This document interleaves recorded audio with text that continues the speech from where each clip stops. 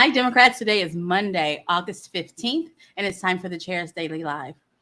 Guys, next week, all over Oklahoma, on the 23rd, we have an election. We are 8 days away from an election. And so what I know is that both Jason Bollinger and Madison Horn are all over the map. They're trying to cover as many events as they possibly can to give you an opportunity to talk to them, learn who they are, and decide who you're going to vote for. And so I implore you, I encourage you, I strongly encourage you to go out to the meeting.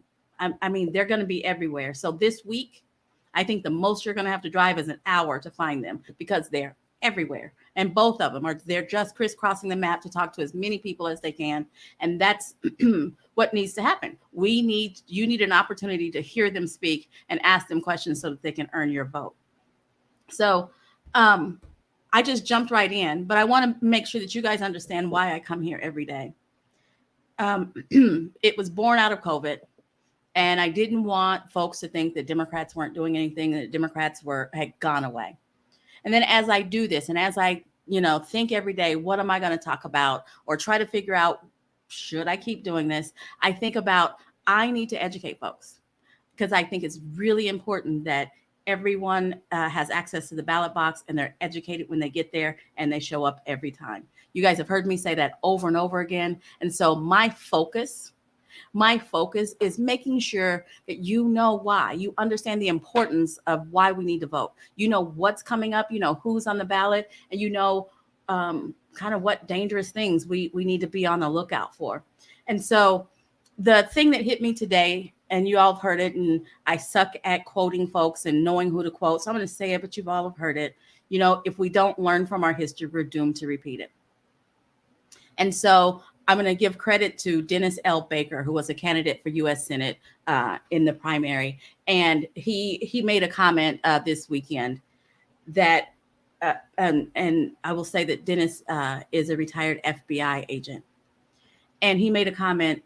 He wanted to remind folks that April 19th, 1995, the attack on the Murrah Federal Building was extremists who were mad about government. They were frustrated that they felt like the government was doing overreach and they needed to stop the government. Okay, that's annoying, because the way that you stop the government that you don't like is you show up at the ballot box. They decided to blow up a building that had actual live people in it and children and all of this stuff, but it was a revolt against the government. It wasn't just a random bombing. It wasn't just somebody trying to see if that recipe that they got was real. It was an anti-government protest. So just as a reminder, or for the folks who are too young to know what was happening at the Murrah Building, the Murrah Building was the federal building for the government offices in Oklahoma. And so the Secret Service was there, the FBI, the Social Security. So like all of our government offices were housed in that building. Since 1995, all over the country, government offices aren't all just concentrated in one building anymore, because we learned that lesson. But what they were trying to do was they were trying to hit the government. That's what they were trying to do. And I mentioned this for the same reason that Dennis Baker mentioned it. I think we forgot. I think that people aren't paying attention, that happened as a result. We keep focusing on January 6th because that happened as a result, not necessarily an anti-government protest. That was a pro-Trump protest. That's all that was, trying to keep Trump in power. And we can pretend like it was something else, but that's what that was. But the Murrah Building attack was an attack on the government.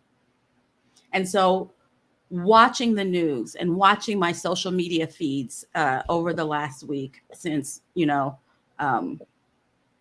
what happened in Florida. I don't even want to say names, right? Because I'm sick of hearing about it and talking about it.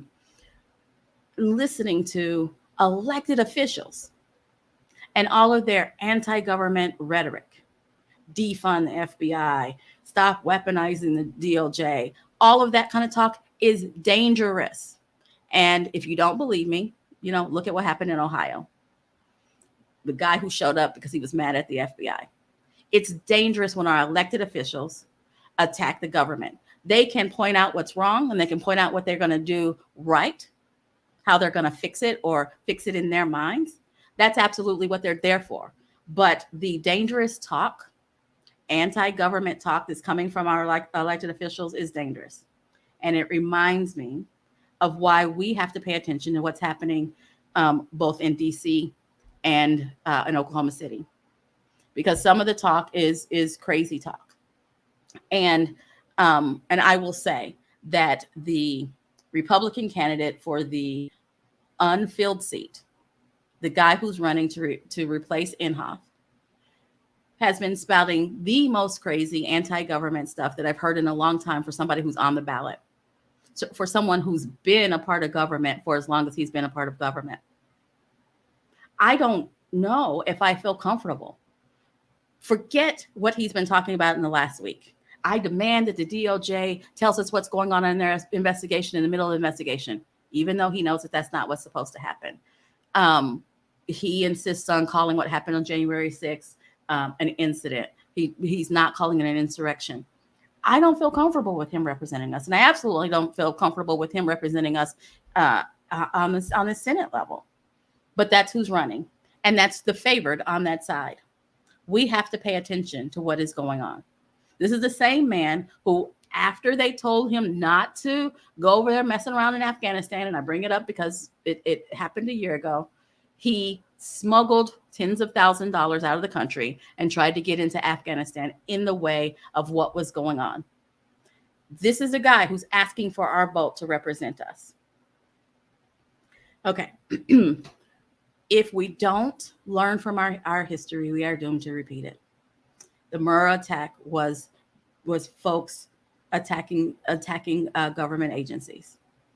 And if our elected officials are talking about attacking government agencies and people are following their lead, the guy who showed up at the FBI in Ohio, it's dangerous.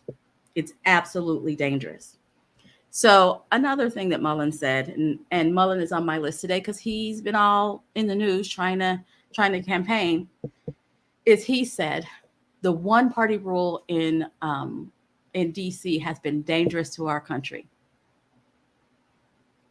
It was one-party rule prior to the election of President Biden, and he has enjoyed a majority in Congress and a barely majority in the Senate, but it hasn't been the crazy majority that they had previously. But I don't even want to talk about what's happening in DC right now. I want to talk about what's happening in our state. The gerrymandering that happened in 2011 paved the way for the one-party rule that we suffer under in Oklahoma right now. The redistricting gerrymandering that happened last year almost solidified it. We can overcome it by actually showing up to vote. But Oklahoma suffers from one-party rule. And that's how we have the most scandal-ridden, corrupt governor probably in the nation right now. And we're just acting like it's not happening. SWAT lease still hasn't been resolved, right? There's still money spent with the SWAT lease deal that we haven't made up. And for some reason, we're not talking about it anymore. The governor backed that, and the lieutenant governor signed the contracts. Both of the same party. The school land office, the head of that commission tried to enter into a deal that was a conflict of interest. Same party. The Secretary of Education and all of his dadgum car videos trying to shove vouchers down everybody's throat. Same party. The folks who are trying to make it hard for direct democracy by making the petition process, just the process, twice as expensive as it was two election cycles ago. And then, the no bid contract for the people who could count it, who are of the same party. I mention this because it is uber important that we pay attention to our local races. I don't always talk about the folks who are running for House representative and state senator, but we need to focus on them because they're pushing all of this states' rights stuff back. We need to have common sense people at the Capitol. So Every single state representative office comes open every 2 years. So 50% of them will be on the ballot because some of them have been decided on both sides. Some of them have already been decided. But I need you to go to your ballot and find out if you have an election coming up, because you have a couple of months now. You have 2.5 months to get to know who the person is who's running for state house in your district. And then half of our state Senate seats are also on the ballot. Find out who those are, because those are the people who are making local laws here, and they keep shoving stuff back, making it states' rights. They're the ones who said that life begins at conception. Don't know how we're going to enforce it, but those are the ones. Those are because those laws are being pushed because we have a super majority of the Republican Party in our state house and state Senate. We've got to change it. We've got to change it. So yes, please learn who your Senate candidates are and figure out who you're going to vote and start supporting them. Please get to know Joy Hoffmeister, who's running for governor, and all of our statewide candidates, all of our congressional candidates, but know who is running at a state level as well, because more and more bills that affect your daily life are coming through our state legislature. And right now it's dominated. It's not like they have a majority. It's not like a 50-48. It's 82 to 18 right now. 82 to 18. 82 Republicans, 18 Democrats. We got to make a difference. We got to change those numbers in November. All righty. Thanks for joining me. I'll be back here tomorrow at 4:15. You guys have a good one.